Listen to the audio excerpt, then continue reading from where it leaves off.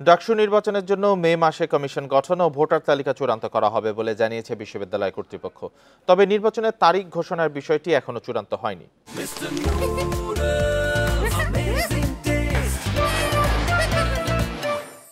বিশ্ববিদ্যালয় জনসংযোগ দপ্তরের এক বিজ্ঞপ্তিতে তথ্য জানানো হয়। বিজ্ঞপ্তিতে বলা হয়, একটি সুষ্ঠু ও গ্রহণযোগ্য ডাকসু নির্বাচন সম্পাদনের জন্য বিশ্ববিদ্যালয় প্রশাসন গত ডিসেম্বর মাস থেকেই বিভিন্ন অংশীজনদের সঙ্গে আলাপ আলোচনা করে।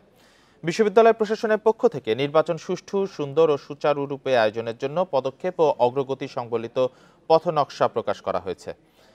নির্বাচন কমিশন রিটার্নিং কর্মকর্তা ও সহকারী রিটার্নিং কর্মকর্তা নিয়োগ সম্পন্ন হবে মে মাসের প্রথমার্ধে।